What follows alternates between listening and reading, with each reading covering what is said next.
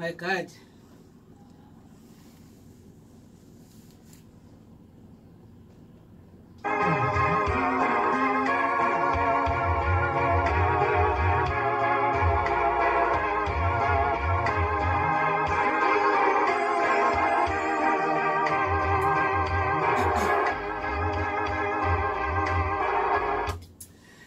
Nkosi yami. Hey. Sangena kuleli hora la sithi khona nothing is impossible with God on your side. Sithi ke indaba iyayithanda ukuba nzinyana.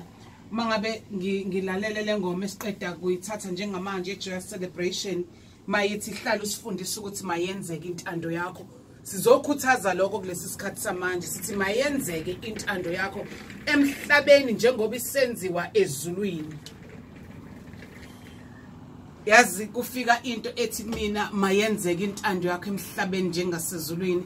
Kunezinto esizizibayo, kunezinto esingazinaki. Ngiye ngakhuluma enkonzweni ngelinye ilanga kungifikelile nje ukuthi ayibo sazisanganaka umhlaba sangabheka ukuthi ayibona umhlaba nanti izwe libhubha nazi izinto zenzeka naku kwenzeka izinto ngempela engafanele ngabe ziyenzeka thina sikhona because thina singama queens thina singama kings thina sizindlalifa thina sithenjiwe konke kwathiwa seqedwe konke kwakhiwa kwahlalwa phansi kwahlelwa ngempilo yakho kwathiwa masenze umuntu abe umfanekiso wethu kwaplano kwashiwo konke kwasekukhona but because kwangekho umuntu kuyona leyo ndawo kwahlalwa phansi kwahlelwa kwadicidwa ukuthi wena iba khona kule ndawo manje ngiyahluleka ukunderstand ukuthi uma ngabe wena usuzozibukela phansi ungaseze ukuzazi ukuthi wena iworth yakho ingakanani and mase kuhleliwe phansi kwahlelwa wakhiwa umuntu wadala umuntu lithi iBhayibheli engilifundayo kwase kuthiwa ke makabuse afuze enze konke abuse phezukwayo yonke into. Ngiyakungimangaze uma ngabe wena usungasozazi iworth yakho. Ngiyengithanda ukuyivuselela lento ngoba ngempela siyalibala. Uthi uDavid ngelinye ilanga understand iworth yakhe. Uthi mbonga uJehova mphefumulo wami konke ongaphakathi kwami makubonga igama lakhe elingcwele. Mbonga uJehova mphefumulo wami ungakhohlwa imisebenzi yakhe yonke yomusa. Ngibheka lemisebenzi yomusa ngingazi ukuthi mina mhlambe kwakufanele yini ngabe ngikhona kulesi sikhathi samanje. Mhlambe ngabe ngisaphila yini nangalesi isikhathi but ngibheka imisebenzi yonke kaJehova yomusa esangidalile.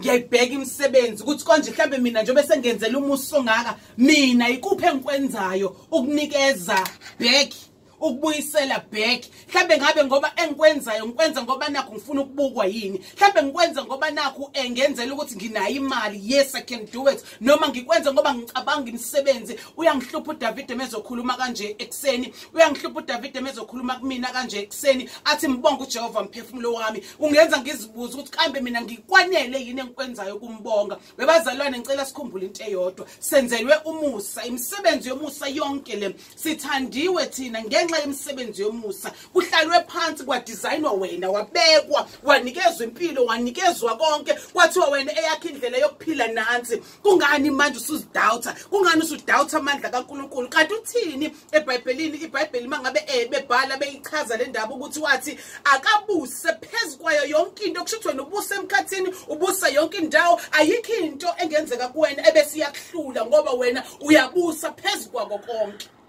Ngicela ukukusiza ke ngento eyodwa ekseni. Ngicela ukukukhumbuza into eyodwa ekseni. Yalibona ikhofi lelo liphuzayo. Abanye ngiya-understanda ukuthi mhlawumbe abaliphuzi kodwa ngicela ukuxoxela ngekhofi noma ungaliphuzi noma ungalazi. Into eyodwa engiyithanda ngekhofi ukuthi ikhofi uma ngabe ulifaka emanzini kujika amanzi abe likhofi. Into eyodwa engiyithandayo ngisho ungalifaka ikhofi obisini but kujika kube ubisi libizwe ngekhofi. Bengevuka abazalwane namhlanje abazoba yikhofi. Bengevuka abazalwane abazothi noma ngabe isimo sikanjani kodwa mina makukhona mina lapho noma ngabe kunyathele mina ngizoba yikhofi ngoba ikhofi li strong ngalendlela. Uyalazi ikhofi meselinuka. My God. Yalazi ikhofi meselinuka ngisho ungaliphuzi kodwa uyayithi ufisa ukulandela ngoba uthi uma usulizwa ebese uvela uyizwele ngisho ngabe kuthiwa ayikho ibheki eduzane